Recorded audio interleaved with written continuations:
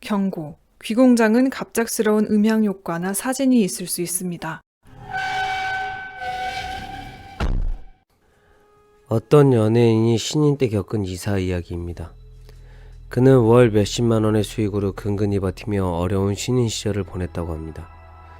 콘서트를 열어도 본인이 직접 티켓을 사서 메꿔야 할 때가 많아 적자만 크게 늘어날 뿐이었습니다. 그런 상태가 2년이나 계속되어 가던 어느 날 결국 아파트 월세를 내지 못하고 쫓겨날 위기에 처했습니다. 이대로는 정말 큰일 나겠다 싶어 급히 주변인들의 도움을 구했는데 마침 선배 연예인의 집에 빈 방이 생겨서 잠시 지낼 수 있게 되었다고 합니다. 그리고 열심히 아르바이트를 해서 다시 집을 알아보게 되었습니다. 아무래도 돈이 없으니 부동산에 들러 가장 싼 아파트를 찾았대요. 중개에는 싼 매물은 많았지만 나쁜 소문이 있거나 이러저러한 사연이 있는 집들 뿐이어서 그에게 선뜻 추천하진 않았다고 합니다. 같이 간 친구도 말렸지만 난 귀신 그런 거 같은 거 그거 안 무서워 괜찮아.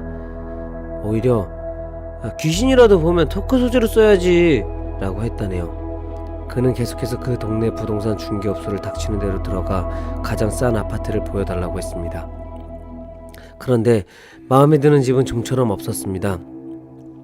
2주 정도 싼 집을 찾던 그는 그 일대 부동산 사이에서 조금씩 화제가 되고 있었습니다. 그러던 어느 날 처음 들어선 복덕방에 가장 싼 아파트 좀 보여주세요 했더니 복덕방 아저씨가 희죽희죽 웃으며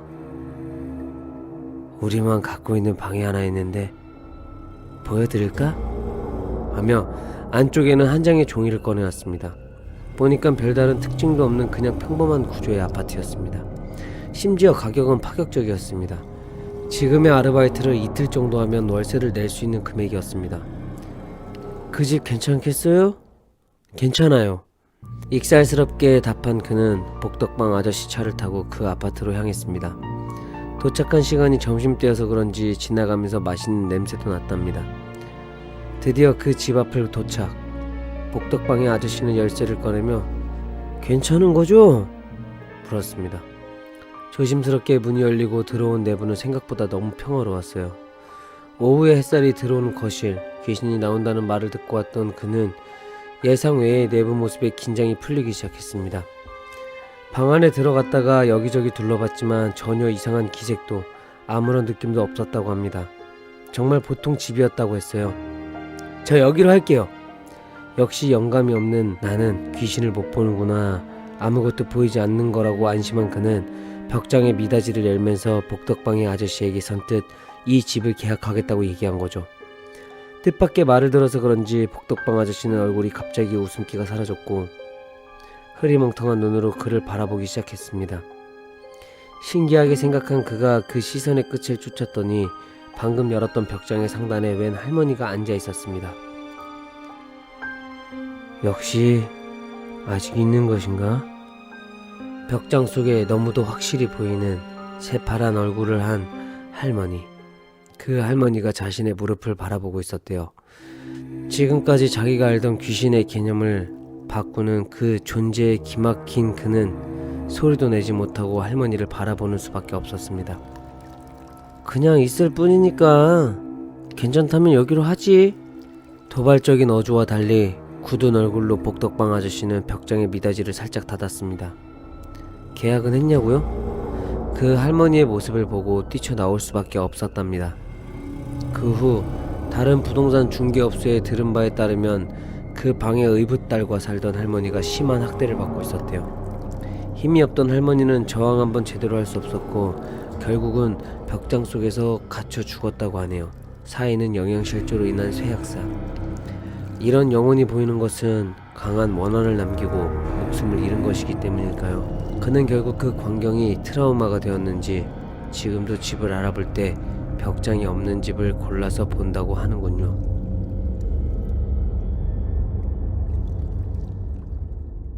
연예인 행사나 콘서트를 기획하는 일을 하고 있습니다. 모 그룹의 T군은 똑똑한 데다가 연기도 곧잘해 곧 수면 위로 좀 뜨지 않을까 싶은데 의외인 것은 생각보다 순진하다는 것은 반전이라 할 수 있겠네요. 그런 T에게 어느 날 오싹했던 얘기를 들었습니다. 연습생이었을 때 생계를 위해 음식을 대부분 편의점 도시락으로 때우곤 했답니다. 항상 아르바이트가 끝나면 편의점 도시락을 샀고 조금 여유가 있을 때는 식후에 디저트로 슈크림빵을 샀다고 합니다. 그리고 어느 날, 그날은 좀 여유가 있어서 도시락과 음료, 슈크림빵까지 사서 계산을 마치는데 편의점 여자 알바로부터 메모 한 장을 받았습니다. 나와서 메모를 보니 그 점원의 것 같은 전화번호가 적혀 있었는데 티고는 솔직히 그 점원에게 아무 흥미도 없었으니 그녀가 알아채지 못하도록 쓰레기통 속에 몰래 메모를 버리고 돌아갔다고 합니다. 그 여자가 제 스타일도 아니었고 이상하게 연락하고 마음을 갖는 게 더 나쁘잖아요. 나는 티군. 그쵸? 그 감정은 잘 알고 저 또한 그렇다고 생각합니다. 이후 과연 그 편의점에 가기 어렵게 된 티고는 다음날부터 다른 편의점에 들러서 도시락을 사곤 했는데 집에 돌아온 그는 놀랐답니다. 현관 문틈에 뭔가 껴져 있었는데 어제 티가 쓰레기통에 버린 편의점 점원의 메모였던 거죠. 그 구겨진 메모는 틀림없이 그 점원이 쓰레기통에서 꺼내 자기 집 문 앞에 끼워둔 거죠. 헐, 집을 알고 있잖아. 티는 자신의 집까지 알려진 것에 두려웠지만 어쩌지도 못하고 일단 도시락을 먹고 그날은 그냥 잤다고 합니다. 그리고 다음날 또다시 다른 편의점에서 도시락을 사고 돌아온 티구는 현관에 뭔가 매달린 것을 발견했습니다. 그것은 편의점 봉투에 들어간 슈크림빵이었습니다. 그리고 거기에는 괜찮다면 드세요. 연락 기다릴게. 라고 적힌 메모도 붙어 있었습니다. 티고는 점점 무섭고 등골이 얼어붙었지만 식욕에 떨어져 슈크림빵만은 먹었다고 합니다. 먹지 말까 하고 고민도 들었지만 이대로 여기에 있다면 큰일 날 것 같아 다음날부터 친구 집을 전전하며 일주일 정도 집을 비웠다고 합니다. 그리고 일주일 후 집에 돌아온 티고는 깜짝 놀랐답니다. 현관에는 일주일분의 슈크림이 문고리에 걸려 있었으며 이때는 마치 여름이어서 대량의 파리가 꼬여 있었던 거죠. 겨우겨우 슈크림을 버리고 처리한 뒤 티는 이대로는 안 되겠다며 그 여자 점원이 있는 편의점으로 갔습니다. 저기 고맙지만 저는 그쪽에게 아무 관심이 없어요. 그 한마디를 어렵게 하고 바로 편의점을 떠났다고 합니다.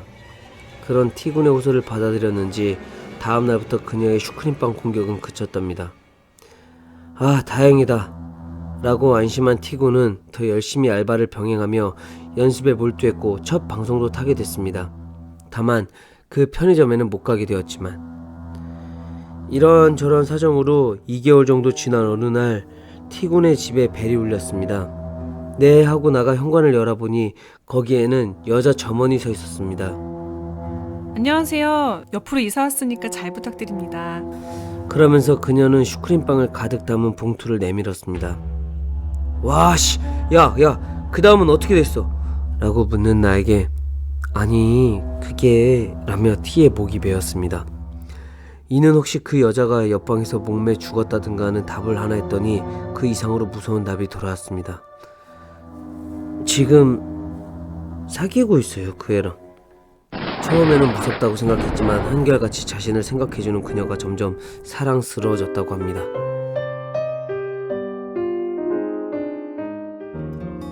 미스테리 굿은 여러분의 사연을 기다립니다. 어디 가서 말하기 어려웠던 괴기한 경험, 친구에게 들은 귀신 이야기, 트라우마로 남은 정체 모를 형체 목격담, 혹은 귀신보다 무서웠던 사람 이야기도 좋습니다.